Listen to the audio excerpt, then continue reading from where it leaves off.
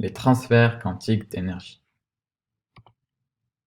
Gardien de la paix et de la justice, notre empire est menacé par les forces obscures. La guerre des étoiles est bientôt proclamée, et il est urgent de préparer les troupes. Votre meilleure arme, les sabres laser. Ils sont ceux qui mèneront à la chute de l'empire des Sith. Chers Jedi, nous vous prodiguerons aujourd'hui tout le savoir sur le laser pour maîtriser vos armes. Tout d'abord, chers disciples, nous devons savoir que nos efforts de guerre ne sont possibles que grâce aux prouesses du physicien Planck, qui a ouvert la voie vers la physique quantique, nous permettant ainsi de découvrir les phénomènes d'émission et d'absorption de photons par la matière. Alors, commençons notre renseignement avec les études des transitions énergétiques des particules. Tout d'abord, il serait judicieux de définir ce qu'est l'absorption et l'émission spontanée. Comme vu en première, les particules possèdent différents niveaux d'énergie, qu'il s'agisse d'un atome, d'une molécule ou d'un ion. Les niveaux d'énergie d'un atome ne peuvent prendre que certaines valeurs, on dit donc qu'ils sont quantifiés. Lorsqu'un atome est à son niveau d'énergie le plus bas, il est dans son état fondamental, c'est l'état stable de l'atome.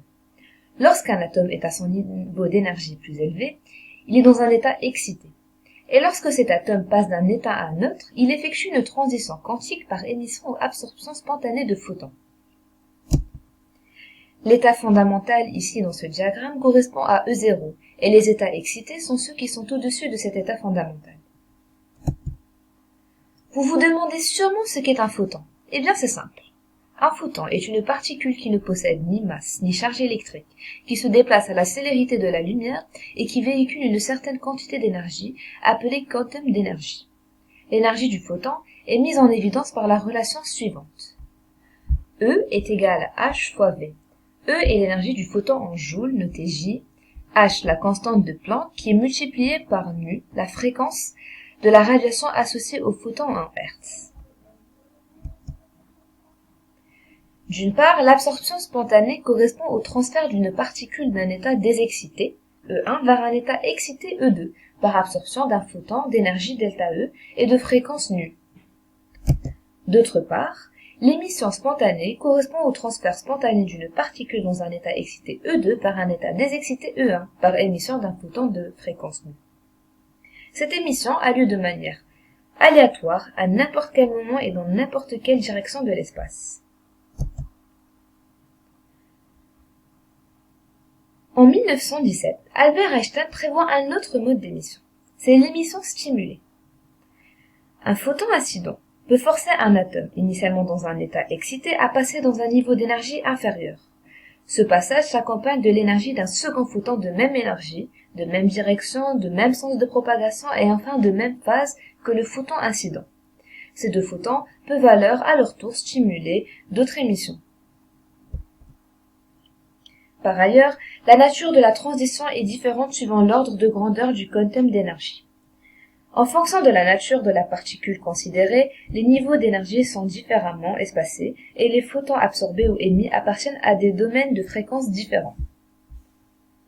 Un atome change de niveau d'énergie par transfert d'électrons qui émettent ou absorbent des photons appartenant au domaine de l'ultraviolet et du visible. Ce sont des transitions électroniques. Et enfin, une molécule passe d'un état vibratoire à un autre par émission ou absorption de photons appartenant au domaine de l'infrarouge. Le laser.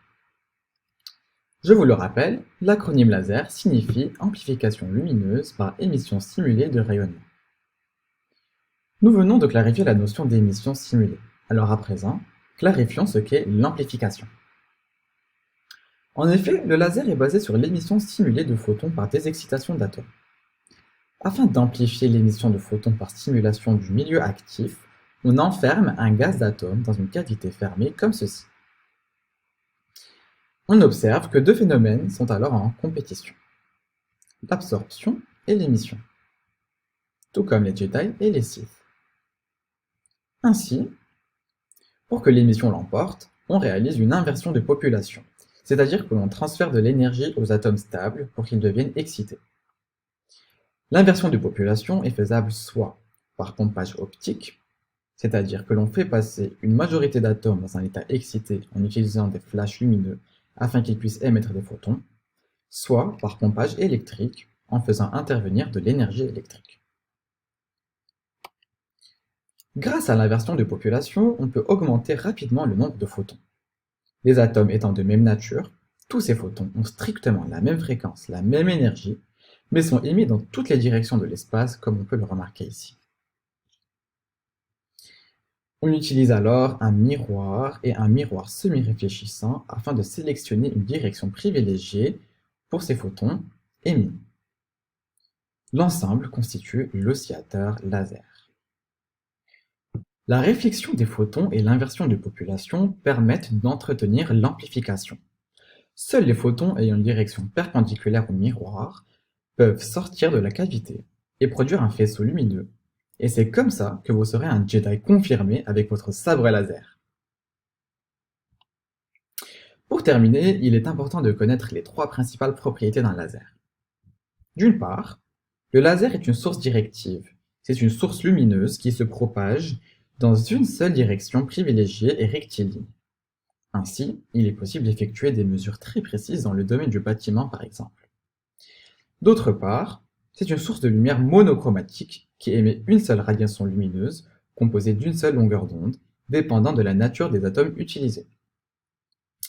Enfin, dans le cas d'un laser à impulsion, l'énergie est très concentrée dans le temps grâce à des émissions de très courte durée. Pour un laser traditionnel, l'énergie est très concentrée dans l'espace, comparée à une lampe à incandescence par exemple. Et voilà, chevaliers Jedi, vous êtes dorénavant des vaillants soldats aguerris, prêts à combattre les forces obscures. Que la force de la physique quantique soit avec vous.